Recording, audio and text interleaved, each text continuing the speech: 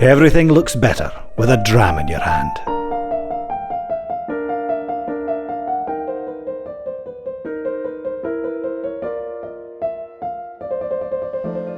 It was 8:30 a.m. on a Monday morning. Too soon for opening hours, but that didn't change nothing. The case still managed to come through my door.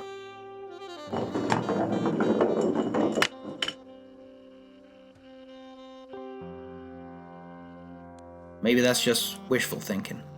I'd have loved a case, but what actually rolled through my door was just the one bottle. Full, rounded figure, long, graceful neck, but kind of a empty look in her eyes. She didn't have to speak before I realized what I had to do. This was a disappearance of the mysterious sort. I poured myself a long slug of scotch. I was going to need all the help I could get if I was going to figure out who was behind Ben Nevis's disappearing act. All I knew is you'd need a heart colder than the winter at Dalwhinnie to cause harm to a whiskey so beautiful.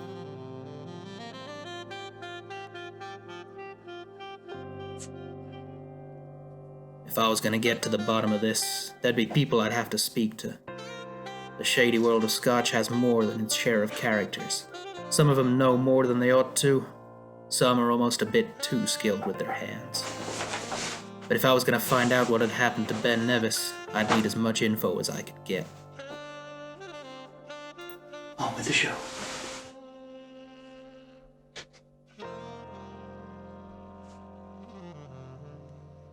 The world is full of secretive societies, guardians of a highly refined culture that only share their secrets with initiates who prove themselves. Now, I'd love to paint the Scotch Malt Whisky Society as such, the keepers of the sacred flame of single cask whisky, jealous of outsiders, but nothing would be further from the truth. If you want to experience that sacred joy of single cask, extremely limited Scotch whisky, then the SMWS are dying to share it with you, though a membership never hurts. I'm joined now by Ambassador to the SMWS, Alan Wood. Alan, hi, welcome. Hi Sam, how's it going?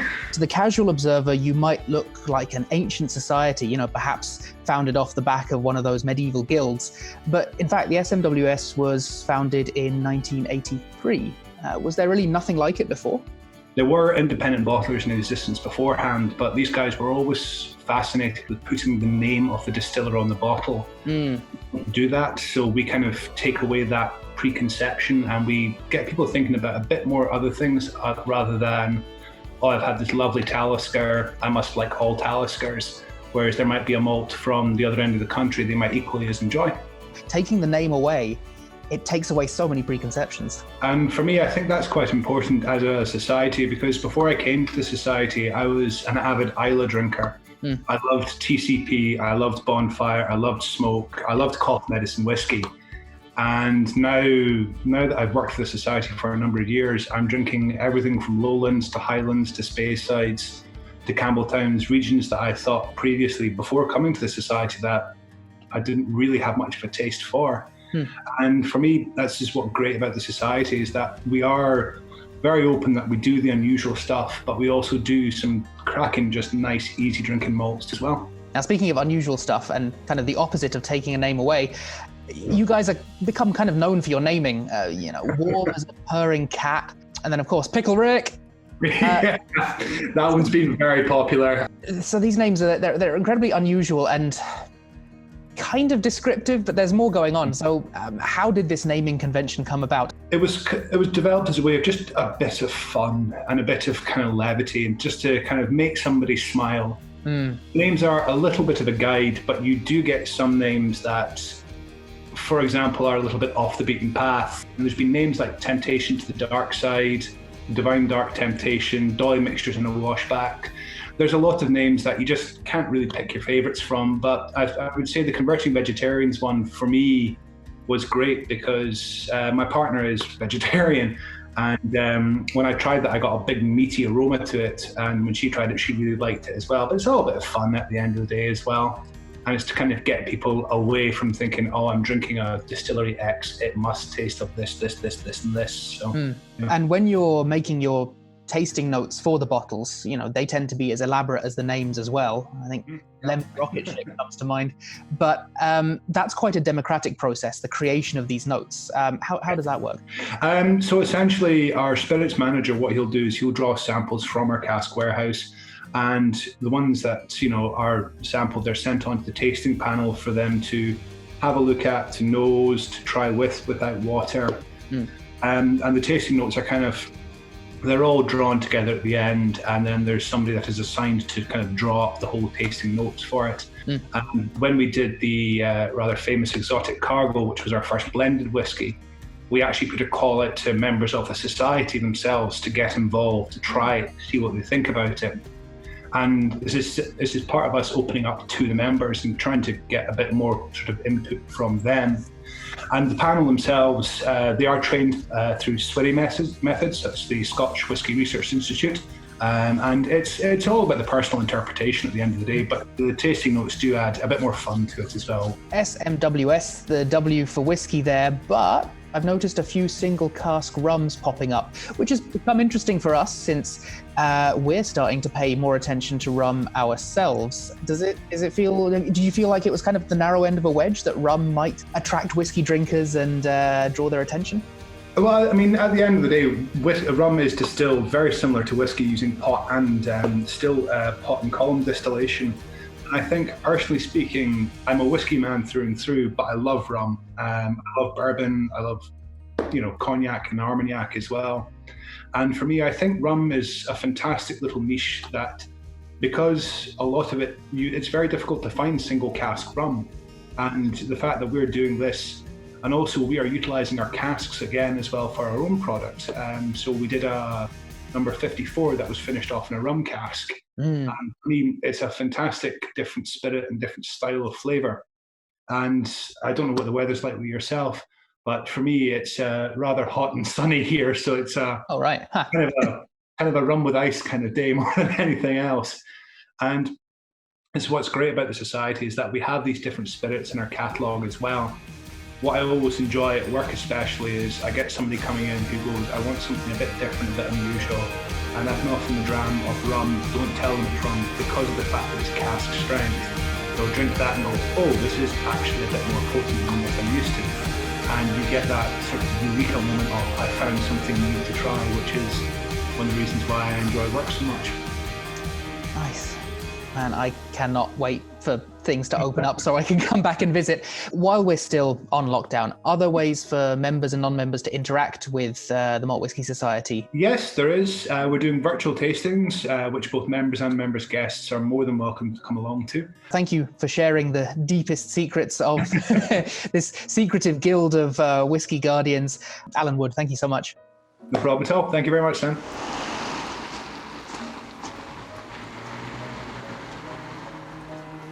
Edinburgh's a town where the weather always feels like it's trying to wash away all the evidence. But so long as it knows to keep its icy rain from splashing in my whiskey, we get along just fine. Still, time was running out on this case. If I didn't find out what had happened to Ben Nevis, then other whiskies might go the same way. A whole mess of disappearing whiskey. Who would have anything to gain from that? Rumour had it that some folks calling themselves the Angels were behind a string of whiskey disappearances before. I'd need to talk to them. Guess it's time to head back out into the street and see if any angels had fallen to earth with the rain today.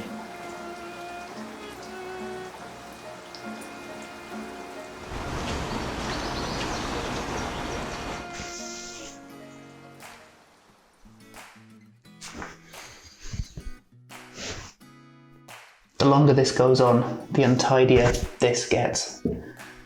Something needs to be done.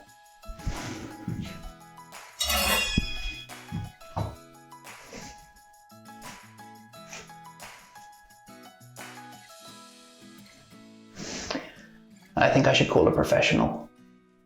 I've called this meeting of gentlemen with beards because since the lockdown started, I think all of us have let these grow out a little bit, and I'm starting to think that I can't keep control of it. So yeah, we have John Jackson of Braw Beard with us today to give a bit of advice on how to keep one of these tame and well oiled. So, John, welcome.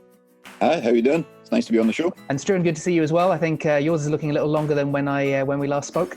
It's been now 3 months into lockdown, and I got this cut pretty much bang on that time. So that's how crazy it gets after being left alone. I guess let's start, John, by establishing your sort of credentials as a beard guru.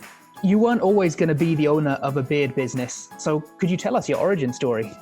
Yeah, man. So I've always had facial hair. Since I was 15, I grew up around rock music and motorcycles and stuff. And that was kind of it until 2011. I broke my back in a mountain bike crash. And then through recovery and rehab, I went to a sports massage therapist to get acupuncture and massage therapies to loosen off the muscles. And he actually has a college, so he has courses, so he offered to teach me. So I invested the money in it, learned the therapies, and part of that was making massage oils for the course.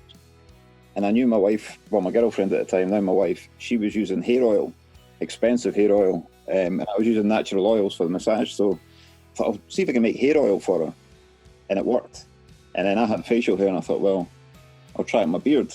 And it was okay, but it took a bit of trial and error, and eventually I came up with Braw Beard oil. And as far as I'm aware, I was the first in Scotland to do a beard care brand, and that was kind of before the beard trend kicked in, the whole beard trend. But yeah, it worked out pretty well, man. It worked out pretty well. With with obviously talking about your backgrounds being with bikers and rockers, like that is still your main audience to this day. Is that like something you had deliberately wanted, or was that just something that happened naturally? It kind of happened naturally because I based the brand on my lifestyle. It's like, I'm not going to go and try and pretend to be someone I'm not. You know, it's where I feel comfortable. Actually getting a beard to grow, it's quite a time commitment. What would you say is like the biggest obstacle for someone who wants a full set of facial hair? Probably patience, to be honest. A lot of people want, and a lot of people see, like myself or guys that represent Braw Beard, they've got big beards, big full beards, but it takes time. Unfortunately, genetics play a part as well. And then when it comes to that stage, it's worth looking at other options, just growing a moustache or just growing a goatee. As someone who goes between having like beard, stubble, and then clean shaven, I sort of every 6 months I do a rotation just to sort of, keep changing my face up. It means I have to keep going through the itchy stage, and I think that's really off-putting for a lot of people.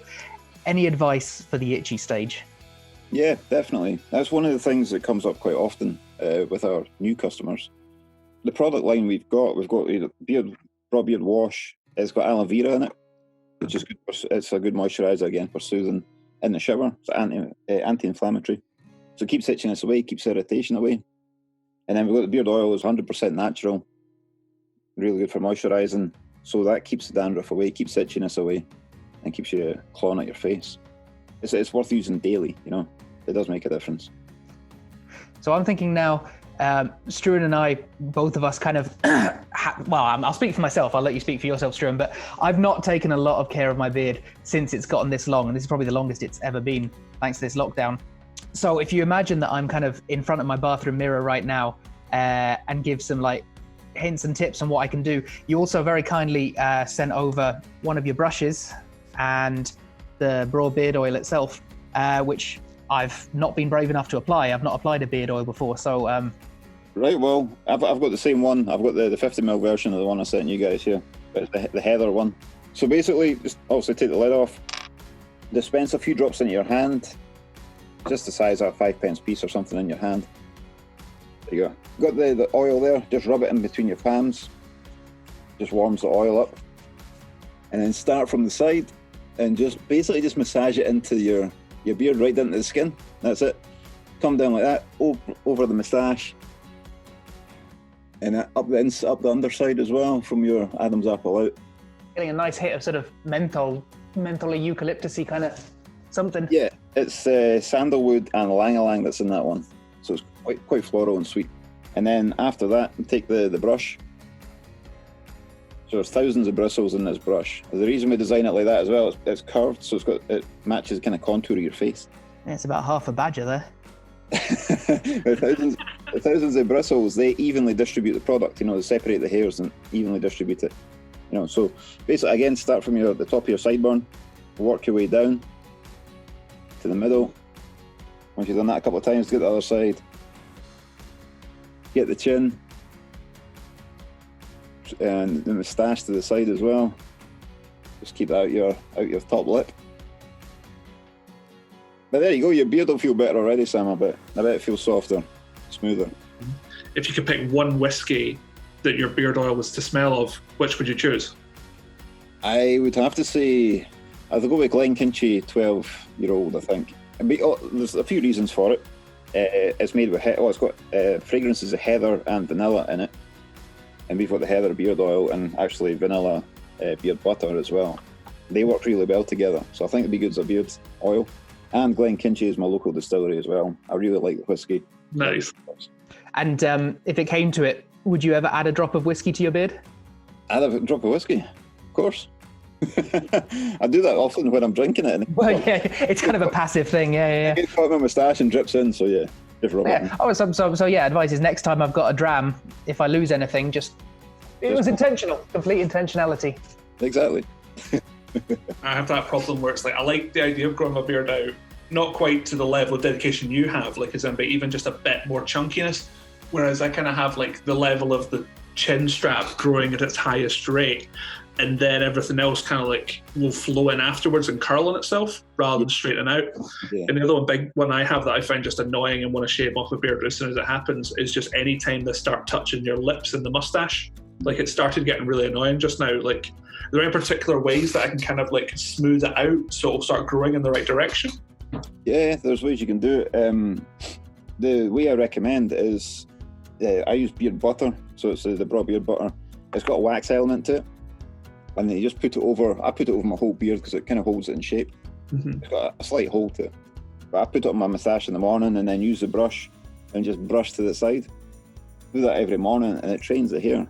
And if that doesn't work, you can get a stronger moustache wax. And again, you just point it out the way. Or you can trim it. You know, just get set scissors and just trim slightly. With how much like Braw Beards feels localized, obviously with the Braw being the big part to it as well. Like, but how's it felt with how much it's expanded into having like such like a sort of wide appeal? Like, it must be amazing.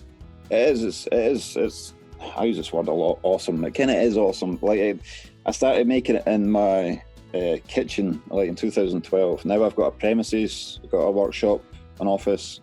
I've got like a following worldwide. It's like tens of thousands of orders went out the door, and it's mad. It's great. It's amazing. We built this community called the Brotherhood as well, which is just like-minded individuals. We have the Braw Beard and Moustache Championships, which is our annual party. It sells out every year, so we've built this scene, and yeah, it's mega. It's amazing. So yeah, got to say, John Jackson of Braw Beard, thank you really so much for joining us today and helping me look a little more respectable. Thank you. I really appreciate you taking the time to get me on the show. I'd been busier than a bee in the rat race, and now I had clues. Lots of clues. But here's the thing. Not one of these clues made any sense. Sure, there were shadows of meaning, but these turned to nothing when you shone a light on them. None of this makes any sense. And what was worse, my one and only witness wasn't talking. Someone had got to him first and shut him up good. I needed another drink. Something comes clearer with every drop of whiskey. The answer was right in front of me, I knew it. Then, it hit me, like a 500-litre sherry butt that's gotten away from its cooper. The common link in all these whiskey disappearances? The only person who had access to this locked apartment? It was me. All along, I was the mook who'd caused Ben Nevis to disappear. Oak trees are among the longest living organisms on this whole green planet. And so it's only fair that if we fell them for their wood, we create products that are similarly designed to last. Now, whiskey casks can have a lifespan of decades, protecting and maturing generations of Scotch whiskey. But what about life beyond whiskey, if there is such a thing? I'm joined now by Pierre Vennen, an expert in the productive salvaging of ex-whiskey casks, creating furnishings designed with the strength of the oak in mind. Pierre, welcome. Thank you. You have a beautiful workshop there and so many casks all around you, so many different types. It's pretty inspiring. Yeah, that's all my little babies here. So we first got to know you and your company, Maiz, when we were starting to furnish our new office in Edinburgh. And you created some items for us, our front desk, some of our chairs, our chandelier, everything from ex-whiskey casks. Was that a fun project to work on? It was a challenge because I remember that this time there was something a bit different that I used to do, and it was for your new office, so it was very exciting for me to work on this project, especially the desk. How long have you been working with ex-whiskey casks, and how did you first discover that this was a process you enjoyed? It really started as a hobby, and it was very selfish for myself because I always wanted like a barrel bar drinks cabinet in my house. And when I moved to Scotland, it's always been something I fancy to store my spirits and stuff. So one day I just got myself a very old barrel, and I started to do my own bar. And then, it's like people just seen it, and someone asked me if I could do one, and then two, and three, and today I think that's this little boy that is like the 67. Wow. That's pretty incredible. And is it a challenging wood to work with? What are some of the unique pleasures of working with ex-cask wood? What I enjoy with that they're all very different. And, old cask like those, they spend like 40 years, 30 plus in warehouse in Scotland to mature whiskey. So they're really full of soul. So every time I open a cask, it's always a bit different inside. The smell are different. The wood grain is different, and depends where the oak come from. Usually it's from American oak cask, but that again depends on which year, which tree they use and stuff. So it's always different, and that's what I like about working with those old casks is the story. I'm creating something new from something old, so I want to keep this story going. So I enjoy that a lot. There's honestly nothing quite like that smell of a cask where the whiskey is soaked into it over so many years. So the fact that you get to work with that. I can tell you that because I've got one just opened next to me, and it smells amazing. I always like to take a minute when I open a cask and try to think about where I come from and what kind of whiskey has been in and stuff. It's exciting every time, so I really enjoy that. So that cask behind you freshly arrived in your workshop. Could you give us a quick tour of the casks that are around you and where they came from and maybe what the plans are for them? So this one is an ex-bourbon cask from Scotland. So it's been built in the States and then, moved to Scotland for decades. This one is Cask 88 cask.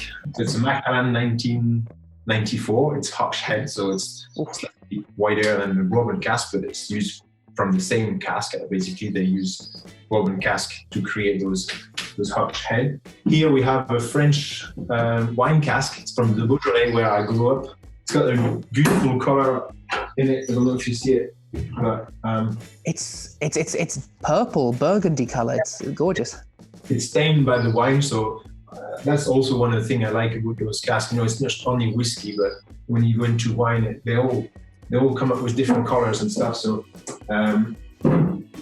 So here, wine cask, and here another Hotch head whiskey cask, and the little one on the top, this is brand new, so it never had any whiskey or any spirits in it, but it just allows me to give different sizes. And it was lovely to see inside the wine cask that deep purple staining. I mean, we look for that in our whiskey. That cask will have given if that one was used for whiskey, it would give that color to the whiskey, and it's amazing to see the wood also take on that color itself. Every time when I open the door on the wine or whiskey, you can see the stave. You can see the different colors. That's the stave from the barrel. Yeah. And on the side here, you can tell that the whiskey went into the wood and back on. And every time they fill the cask back, and it go and get a bit more of the oakiness and all those sugars and everything from the wood. So you can see it. And those are also very interesting because every time I walk with the barrel, I can see how long they've been used for and stuff, and they're all different. It's a bit like the ID card or the barrels. Yeah, a unique fingerprint. It's such an organic process that they'll never be the same as each other. We're jumping kind of on the bandwagon now of the kind of YouTube videos where you get these great ASMR feels from watching someone skillful working on a project. So you're actually going to share with us some of the footage of you working on the cask you're seated next to. So Pierre, Vennen, thank you so much for talking to us. It'll be a real pleasure to see you actually doing the work on the cask. Sharing this with you guys is important, I think. And I think we're about to appreciate just how much effort it really is. Thanks. Thank you.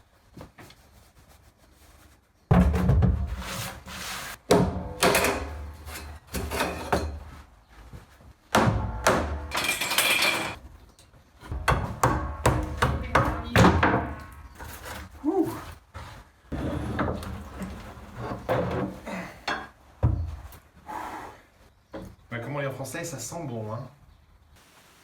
This one isn't as bad as some of the others. Only one state is charred. So I'm gonna give it a good clean.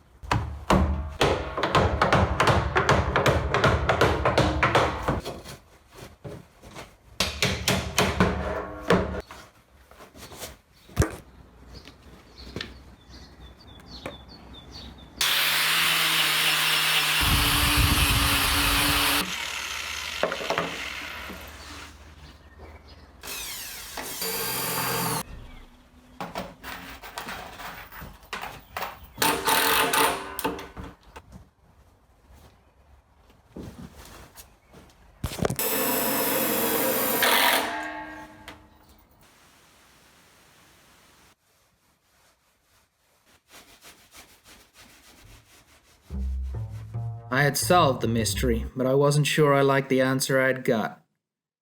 I'd been investigating myself the whole time.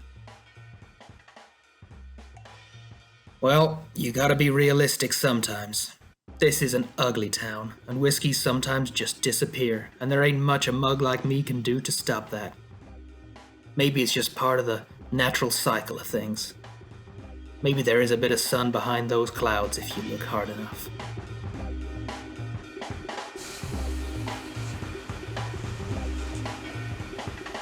Everything changes, everything has an end. Even this episode. 8 episodes now. We'll be releasing that box set before you know it. Thank you for staying with us for so long, everyone. And we'll continue to be here as things slowly, inchingly find their way back to normal. See you in 2 weeks.